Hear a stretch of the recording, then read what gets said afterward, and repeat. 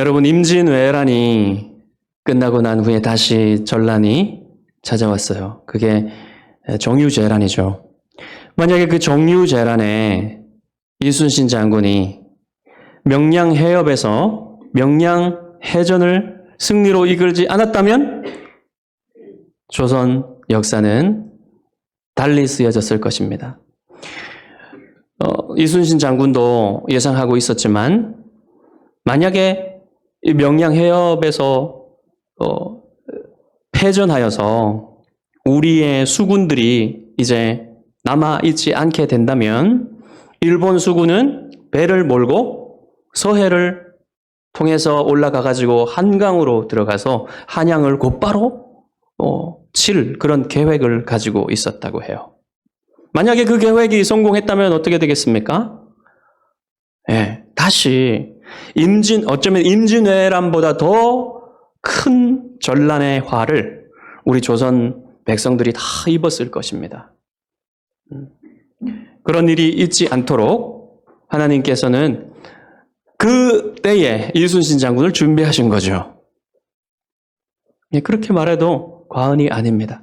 물론 영적인 구원을 베푸신 것은 아니지만 하나님이 온 세계의 역사를 주관하신다는 것을 우리가 믿을 때에 이순신 장군조차도 그때에 우리 조선 백성을 위해서 준비하셨다는 것은 명약관화한 일이죠.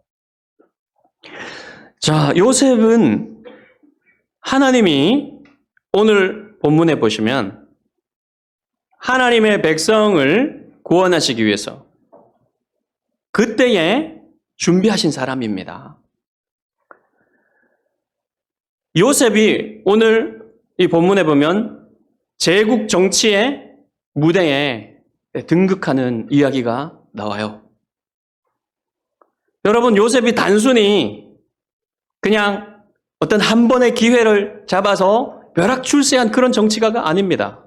하나님이 지난 13년간 고난의 용광로에 담그시면서 강철 같은 믿음을 갖게 하시고는 이제 그 믿음으로 제국 정치의 무대에 설 수 있도록 하나님이 이제 판을 까시게 되는 일들이 일어나는 이야기가 오늘 이야기입니다. 술 맡은 관원장이 2년 동안, 만 2년 동안 요셉을 기억하지 못하잖아요. 그런데 그 만 2년이 지난 후에 바로 왕이 꿈을 꾸게 돼요. 2개의 꿈을 꾸는데 두 꿈 다 잡아먹는 꿈이에요. 잡아먹는 꿈. 바로가 꿈에서 이제 자기가 나일 강가에 서 있는 것을 봅니다. 그런데 거기에서 7 아름답고 살찐 7 암소가 나일강에서 올라와요. 나일강은 여러분 애굽의 생명의 상징이에요. 생명의 근원이라고 여겨지고, 그래서 그 나일강 자체가 하나의 신적인 그런 신성함을 가지고 있었어요. 애굽 사람들한테는. 그 나일강에서 암소가 올라옵니다. 소떼들이요, 나일강에 이렇게 들어가 있어요. 왜 그러냐면 너무 햇볕이 뜨겁기 때문에 그 뜨거운 열을 피하고 파리들이 엄청나게 달라붙습니다. 벌레들이 피 빨려고. 그러면 이제 그것을 피하기 위해서 이제 소들이 종종 물속에 이렇게 잠겨 있어요. 그러다가 풀을 뜯기 위해서 강에서 올라오는 거예요. 그러니까 7 암소가 강에서 올라와서 그 푸른 갈대를 뜯습니다. 그 광경을 이제 봤어요. 그리고 나서 또 보니까 그 7 암소들 뒤에 또 다른 7 암소가 올라와요. 그 암소들을 보니까 너무 흉하게 생겼어요. 너무 말랐어요. 뼈가 다 드러난 암소예요. 이 암소들이 7 암소들이 이제 전에 올라온 이 7 암소들 옆에 서 있더니 갑자기 이 못생긴 암소들 바짝 마른 암소들이 그 살찐 암소들을 잡아먹습니다. 근데 여러분, 이 충격적인 장면 아닙니까? 초식 동물인 소가 다른 것도 아니고 소들을 잡아먹는 거예요. 얼마나 충격적이겠어요. 그래가지고 너무 충격적이어서 잠에서 깹니다. 식은땀이 나겠죠. 식은땀 쫙 닦고 이게 뭔가 하고 있는데 또 잠이 들어요. 또 다른 꿈을 꿉니다. 이 꿈이 비슷해요.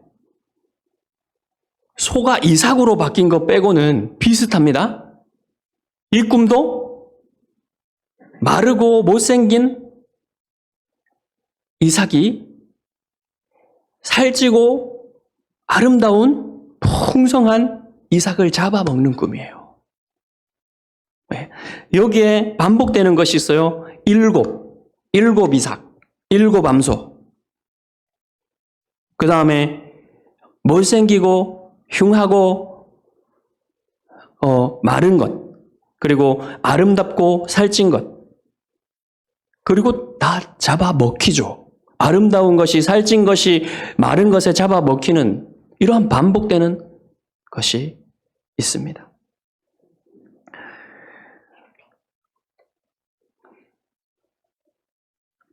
자, 그런데 이제 아침에 이 꿈을 꾸고 일어나니까 이 바로가 이 꿈이 잊혀지지가 않는 거예요. 너무 번민이 되는 거죠. 이 스스로가, 바로는요, 애굽 왕은 스스로가 신으로 여겨져요. 그리고 심각하게 말하면 자기 스스로가 자신을 신으로 생각합니다. 그런 신으로 생각되는 이 사람이 꿈을 꾸는데 이 꿈이 무엇인지 모르는 거예요. 그러니까 너무 번민이 되는 거죠. 이 꿈이 너무 충격적인 장면이 있기 때문에 그냥 쉽게 사라지지가 않아요.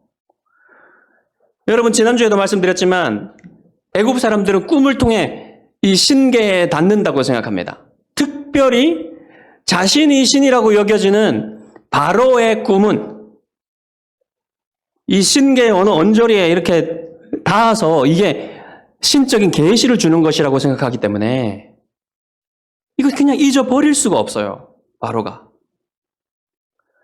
워낙에 강력한 인상을 주는 꿈이잖아요. 그래서 애굽의 모든 점술가들, 그리고 지혜자들, 이런 사람들을 다 불렀다고 하는데, 이 지혜자들은 아마도 각 신전에서 섬기는 제사장들, 이 제사장들을 다 와서 소환을 해가지고 이 꿈을 해석해봐라 했는데 아무도 해석하는 사람이 없습니다. 뭐 몇몇 사람들이 이런저런 해석을 했겠죠.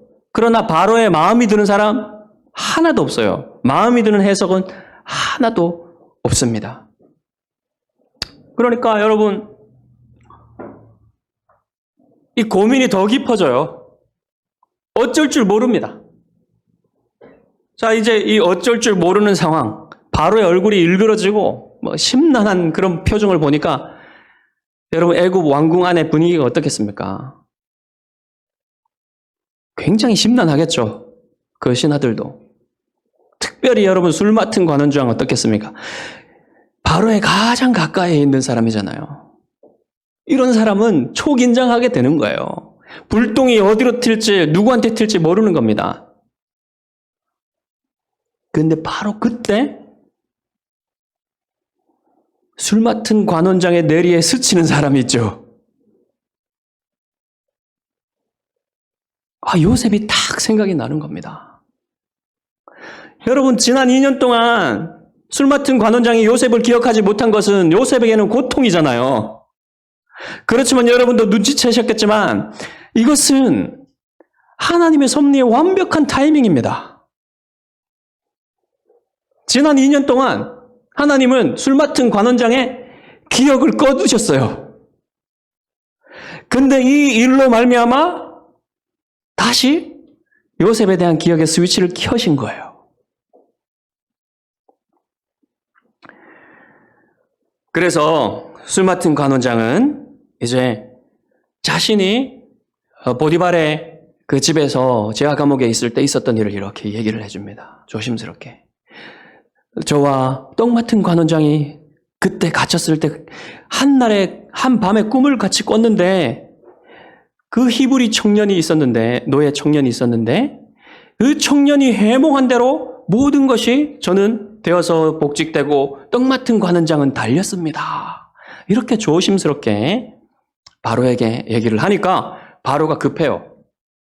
뭐 다른 얘기를 할 것도 없이 빨리 그 청년을 데리고 오라 하니까 급하게 가가지고 사람들이 요셉을 내놓으라고 얘기하니까 감옥에서 내놓고 그리고 요셉을 빨리 데려가가지고 머리를 밀고 수염을 밉니다. 애굽 사람들은요 위생을 위해서 이 머리털과 수염을 하나도 기르지 않았어요. 다 깎았습니다. 영화 보시면 율브린 나오죠? 우리 스님들이 애굽에 가면 많이 당황하실 겁니다. 이제 또 목욕을 해야 돼요. 깨끗하게 목욕을 하고 좋은 옷으로 갈아입힙니다.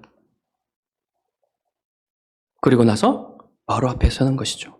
여러분 이 모든 과정이 아마 제가 생각하면 1시간 안에 끝났을 수도 있어요. 왜냐하면 바로를 오래 기다리게 하면 안 되거든요.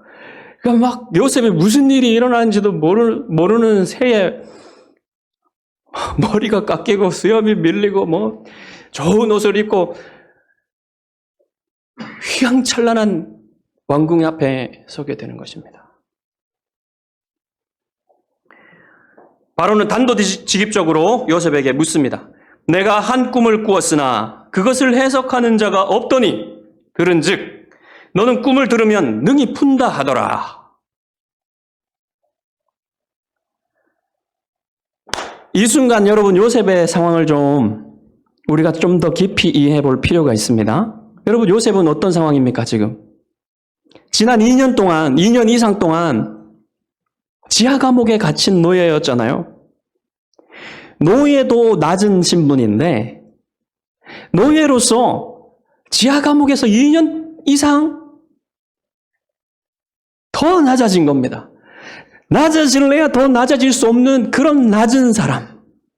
희망도 소망도 아무런 힘도 없는 사람. 그 처지로 2년 이상을 있었으니까 여러분 요셉의 상황이 어떻겠어요? 요셉의 처지가. 그런 상황에서 갑자기 머리를 밀리고 수염을 밀리고 새로운 옷을 자기 옷도 아닌 새로운 옷을 입고 세계에서 가장 강대한 국가의 왕궁 안에 들어가 있어요. 저 앞에 보니까 가장 강력한 권력을 가진 초강대국의 왕이 보좌에 앉아서 자기를 보고 있고 그 앞에 엄청난 권력자들이 세계를 움직이는 권력자들이 있잖아요. 거기에 여러분 이 노예 히브리 청년이 외국인 청년이 그냥 맨정신으로 서 있는 것도 힘드는 상황이 아니겠습니까? 그런 상황을 이해하고 여러분 요셉이 어떻게 대답하는지 보십시오. 내가 아니라 하나님께서 바로에게 편안한 대답을 하시리이다. 여러분 영화로 치자면요. 카메라가 클로즈업해서 요셉의 얼굴을 탁 비칩니다. 요셉의 말하는 입과 눈빛과 표정을 다 자세하게 잡고 그의 자세를 자세하게 잡았을 거예요. 그리고 그가 어떤 말을 하는지 아주 분명하게 들리도록 했을 거예요. 그리고 나서 다시 바로의 얼굴을 클로즈업 하면서 이렇게 보여주었겠죠. 여러분, 요셉은 용광로에서 연단된 강철 같은 믿음으로 지금 바로의 말에 반박하는 말을 하고 있어요. 너는 꿈을 들으면 다 해석할 수 있다고 하더라. 근데 요새 뭐라고 합니까? 내가 아닙니다. 내 안에 있는 것이 아닙니다. 엘로힘께서 바로에게 대답하실 것입니다. 전능하신 하나님께서 바로에게 대답하실 것입니다. 여러분, 지금 요셉은요, 다신교에 수많은 신들을 믿고 있는 사람들 앞에 서 있어요. 그리고 자신이 신이라고 생각되는 그런 사람 앞에서 홀로 엘로힘을 믿고 있는 사람이라는 사실을 드러내는 겁니다. 홀로 하나님의 이름을 증거하는 사람으로 거기에 서 있는 거예요. 엄청난 중압감과 여러분이라면 어떻게 했겠습니까? 예상되는 거 뭐예요? 그런 중압감 속에서 서 있다면 이 사람들 어떻게 해서 좀 아부를 잘 해가지고 이 사람들의 마음을 얻어야 되지 않겠냐 이런 생각 안 하겠습니까, 여러분? 요셉도 충분히 그런 유혹, 그런 중압감을 견디지 못해서 어쩌면 조금 왜곡된 말로 하나님 얘기는 다 빼고 이렇게 말할 수 있었을 거예요. 근데 요셉은 그렇게 하지 않습니다. 해석은 내게 있지 않습니다. 하나님께서 바로에게 평안한 대답을 주실 것입니다. 이야, 멋있지 않아요? 여러분? 하나님께서 이 사람을 준비하신 거예요. 그리고 요셉이 지금 이 하는 말들을 보시고 행동들을 보십시오. 그러면 요셉이, 여러분, 한마디 말로 하자면 요셉은 하나님 중심주의자예요. 하나님 중심주의자. 얼마든지 여기서 하나님을 빼고 자기 얘기를 할 수 있었겠지만 왜곡된 어떤 말들로 아주 포장해서 그들의 마음을 이렇게 좋게 하는 그런 말들로 할 수 있었겠지만 하나님만 높이죠. 하나님 중심주의자의 면모를 강하게 드러내고 있는 것입니다. 이것이 하나님이 지난 13년 동안 요셉을 준비하신 결과예요. 저는 여기서 한 가지 의문점이 있었어요. 그러면 요셉이 이 꿈을 해석하는 데 있어서 언제 어떻게 하나님이 요셉에게 알려주었을까?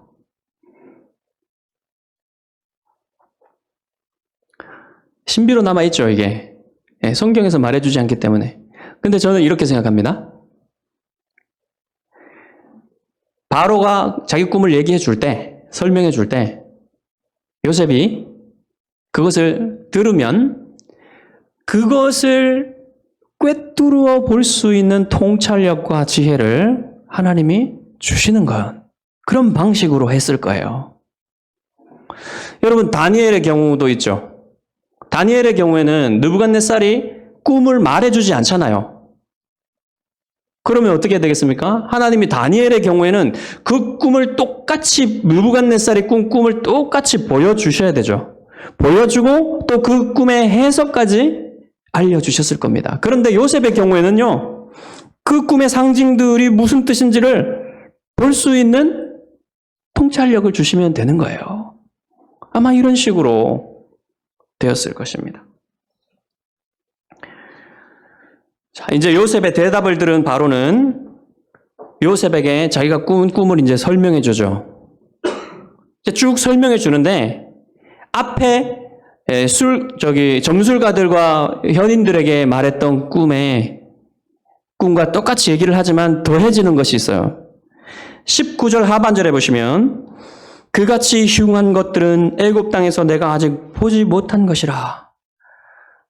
여러분, 이 흉한 것, 마른 것, 이 인상이 여러분 너무 강했기 때문에 그것에 대해서 자기가 느낀 것을 더해서 얘기한 거예요. 그리고 21절에 가면요. 먹었으나 먹는 듯 하지 아니하고 여전히 흉하더라. 여러분 살찐 소를 잡아 먹었잖아요. 흉한 소가. 그러면 살찐 소를 먹었기 때문에 그 마른 소가 살찌게 될 거라는 것을 기대했는데 그대로 아무 변화가 없는 겁니다. 이것도 너무 바로의 마음을 힘들게 했어요. 그래서 그것에 대해서 또 부가적으로 요셉에게 알려줬던 것이죠. 여러분 바로는 신으로 추앙받았지만 이 꿈 하나에 이토록 이 마음을 번민을 벗어날 수 없는 그런 한낱 인간일 뿐이라는 사실을 지금 드러내고 있는 겁니다. 게다가 요셉의 그 점술가들, 현인들은 자기가 섬기는 신, 자기가 따르는 신, 그 신에게 그걸 받을 수도 있지 않겠습니까? 어떤 신도 그 해석을 알려주지 못한다는 겁니다. 그러니까 여러분 얼마나 답답하겠습니까? 아무것도 할 수 있는 게 없어요. 신이라고 불리는 사나이가.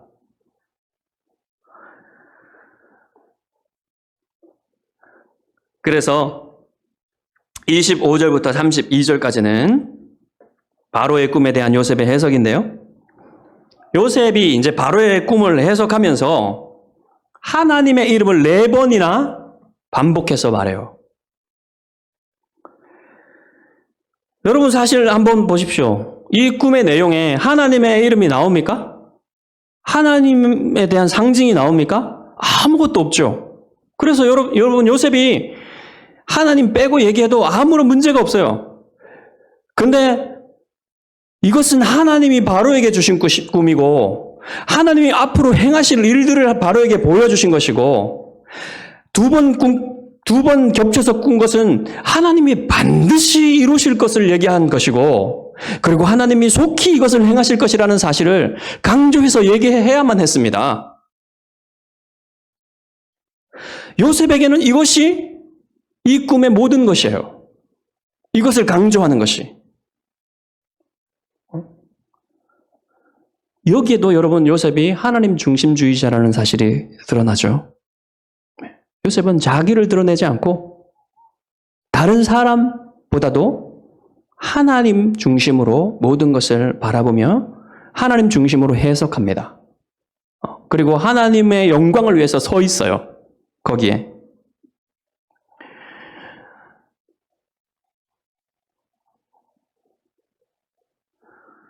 하나님이 하실 일은 뭐냐면 이제 하나님이 이 꿈을 주시고 하나님이 행하실 것을 이제 드러냈잖아요. 이제 그 내용을 말해야 되는데 그 내용은 뭐냐면 하나님이 하실 일이에요. 하나님이 하실 일은 뭡니까? 7년의 대풍년이 있고 7년의 대흉년이 그 다음에 따라올 것이다. 그리고 그 흉년은 그 이전에 있었던 7년 대풍년을 삼켜버려서 그 7년의 대흉년을 기억하지 못할 정도로 엄청나게 극심한 흉년이 될 것이다라는 사실을 얘기하는 거죠. 그래서 결국 이 흉년이 들 때 애굽은 다 망해버리고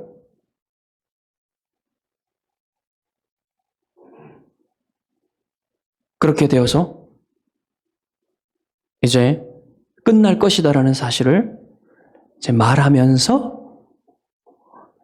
해석을 마무리하지요. 여러분, 그러면 여기에 바로가 할 수 있는 것이 아무것도 없는 거예요. 요셉의 해석을 들었는데. 해석에는 만족을 하지만 이제 자기가 아무것도 할 수 없는 것을 들으니까 여러분 어떻겠습니까? 망연자실하게 되겠죠. 여러분, 애굽을 다스리는, 제국을 다스리는 신이라 불리우는 사나이라 할지라도 하나님이 하시는 일 앞에서 이렇게 무력한 것을 발견하게 되는 거예요. 어제나 오련이나 이 사실은 변하지 않습니다. 여러분, 이 세상 역사를 움직이는 사람들이 미국 대통령도 아니고 중국 주석도 아니에요. 하나님이 이 세상을 주관하신다는 사실을 이 해석이, 이 꿈이 분명히 보여주는 겁니다. 그리고 이 바로의 반응이 이것을 다 드러내고 있는 거예요. 그러니까 여러분, 본디오 빌라도를 한번 생각해 보십시오. 본디오 빌라도 앞에 예수님이 서 있는데 너는 어디에서 왔느냐? 이렇게 물으니까 예수님이 대답이 없어요. 그래서 빌라도가 내게 말하지 아니하느냐? 내가 너를 놓을 고난도 있고 십자가에 못 박을 고난도 있는 줄 알지 못하느냐? 주님이 위에서 주지 아니하셨더라면 나를 해할 고난이 없었으리니. 여러분, 그렇지 않습니까? 하나님이 허락하시지 않으면요, 우리가 아무것도 고난이 없어요. 우리 스스로 할 수 있는 것은 하나님이 허락하셔야만 하늘에 나는 새도 떨어질 수 있는 겁니다. 아무것도 하나님이 허락하시지 않으면 일어나지 않아요. 우리 권사님 이 예배에 오실 수 있는 것도 하나님이 허락하셔서 하나님이 기뻐하신 뜻 가운데 오실 수 있었다는 것을 믿으시기 바랍니다. 사랑하는 성도 여러분, 그러니까 여러분에게 주어진 모든 권한들과 자유들이 있잖아요. 그것을 누리고 살 때 여러분, 그것이 여러분의 노력과 여러분의 힘 때문에 누릴 수 있는 것이라 여기지 마시기 바랍니다. 모두 하나님이 주신 거예요. 그것을 여러분 뼛속에 새기시기 바랍니다. 나의 모든 삶이 하나님께 의존되어 있다. 이것을 여러분 뼛속에 새기십시오. 여러분의 모든 의식 속에 있게 하여 살아가십시오. 여러분의 자녀들의 미래와 여러분의 노후 생활, 그리고 지금 여러분이 사시는 현재의 삶, 이 모든 것들을 여러분 하나님의 주권하에 있다는 사실, 여러분이 여러분의 주인이 아니라 하나님이 여러분의 삶의 주인이라는 사실, 하나님이 허락하시지 않는다면 아무것도 할 수 없다는 사실, 여러분 그것을 굳게 여러분 마음속에 새기십시오. 그래서 여러분 무엇이든지 이렇게 말하십시오. 주께서 허락하시면 이것도 하고 저것도 할 것입니다. 라고 말하십시오. 말만 하지 마시고 실제로 여러분의 모든 주권을 하나님께 드림으로써, 하나님께 온전히 의탁함으로써 그렇게 살아가십시오.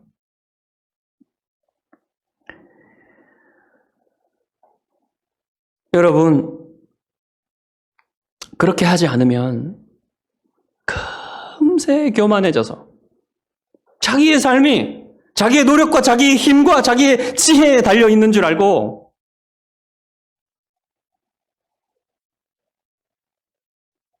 하나님을 의지하지 않고도 살 수 있다고 생각하면서 사는 거예요. 여러분, 좋은 것들을 많이 잃어버리고 나서 하나님을 다시 찾는 일이 일어나지 말기를 바랍니다. 그렇게 수많은 사람들이 그것을 경험했어요. 감사하게도 바로에게는 요셉이 있었어요. 바로가 이대로 간다면 망할 것이 분명합니다. 근데 요셉이 바로에게 자기의 지혜를, 하나님이 주신 명철과 지혜를 나누어줘요. 빌려줘요. 바로가 요청한 것도 아니기 때문에 요셉이 이제 여기에서 조언을 한다는 것은 위험할 수도 있어요. 그렇지만 요셉은 지금 아무도 하나님을 알지 못하는 그곳에 홀로 하나님의 예언자로 서 있습니다. 자, 이제 하나님이 주신 명철과 지혜로 이제 조언을 하는 요셉의 조언을 우리가 한번 읽어보겠습니다.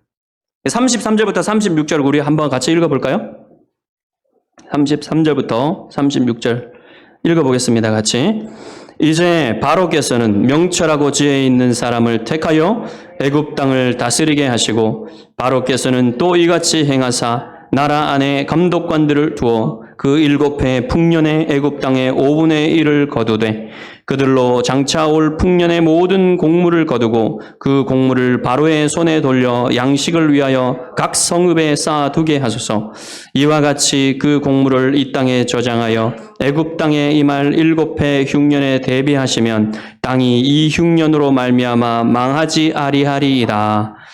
망하지 아니할 방법을 알려준 겁니다. 여러분 어떻게 하라는 거예요? 첫 번째, 이 하나님의 계획에 대비하여서 애굽 땅을 다스릴 지혜로, 명철과 지혜가 있는 한 사람을 세우라는 거예요. 여러분 명철은 뭡니까? 명철은요, 무엇이든지 꿰뚫어 볼 수 있는 능력입니다. 사물과 사건, 사람을 꿰뚫어 볼 수 있는 능력을 가진 사람. 여러분 요셉이 그런 사람이죠. 하나님이 요셉에게 명철을 주셔서 꿈을 들으면 그 꿈의 본질과 내용과 목적을 꿰뚫어 보는 능력이 있어요. 그리고 지혜는 어떤 것입니까? 지혜는 지식을 각 상황에 적용할 수 있는 능력이에요. 그러니까 지금 하나님이 보여주신 이 계획을 어떻게 그 대처하는지를 각 상황에 적용할 수 있는 능력이 바로 지혜에 있는 것이죠. 그 지혜 있는 사람을 뽑으라는 얘기입니다. 한 사람을 세우라는 얘기입니다. 여러분, 요셉이겠죠? 요셉이 자기를 스스로 이렇게 천거하는 건 아닐 겁니다. 근데 뭐 요셉만큼 좋은 사람이 있나요? 하여튼 그런 사람을 세우라는 거예요. 그 다음은 뭡니까? 이제 또 각 지방을 다스릴 지방에서 이 일을 할 사람을 감들을 뽑아가지고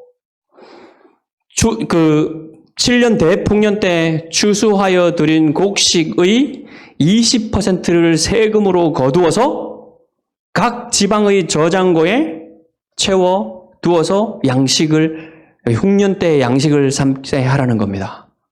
이것이 방법이었어요. 이렇게 하면 망하지 않을 수 있습니다. 아주 명쾌하고, 이대로 한다면 될 수 있을 만한 내용이 나오니까 바로의 마음이 어떻겠습니까? 이제 풀리는 거예요. 자, 이 대답에 대한, 이 요셉의 조언에 대한 바로의 반응은 무엇이었을까요? 다음 이 시간에. 요셉은 하나님이 13년 동안 고난의 용광로 속에서 준비하신 하나님의 비밀 요원이었습니다. 하나님이 더 큰 계획 속에서 보면 이제 하나님의 백성을 만들어가고 계시잖아요. 이스라엘을. 이 백성들을 구하시고 이 백성들을 애굽 땅에서 양육하시기 위해서 요셉을 세우시는 겁니다. 이 요셉은 아주 강철 같은 믿음과 통찰력과 지혜로 무장한 사람이었어요. 여러분에게도 그런 믿음과 그런 통찰력과 지혜가 있기를 바랍니다. 하나님이 여러분에게 그런 지혜를 주셔서 여러분 주위에 도움이 필요한 사람들이 많아요. 특별히 여러분 방황하는 사람들이 많이 있습니다. 이 시대에. 신앙 안에서 방황하는 사람들, 이 사람들을 돕고 또 그런 자들이 아닐지라도 하나님의 사랑이 필요한 사람, 하나님의 지혜가 필요한 사람들이 많이 있어요. 그런 사람들을 도움으로써 여러분이 하나님의 은혜를 증거하고 하나님의 사랑과 능력을 증거하는 사람이 되시기를 바랍니다. 여러분이 모두 각자에게 하나님은 요셉과 같은 그런 특별한 계획을 가지고 있어요. 여러분 죽으실 때까지는 아직 그 계획이 끝난 게 아니에요. 하나님이 여러분을 통해서 여러분을 향한 그 계획을 이루실 때까지 여러분 하나님을 의지하면서 여러분도 믿음과 통찰력과 지혜가 풍성한 그런 사람으로서 하나님의 나라를 위해 쓰임받는 여러분 되시기를 주님의 이름으로 축복합니다. 기도하겠습니다.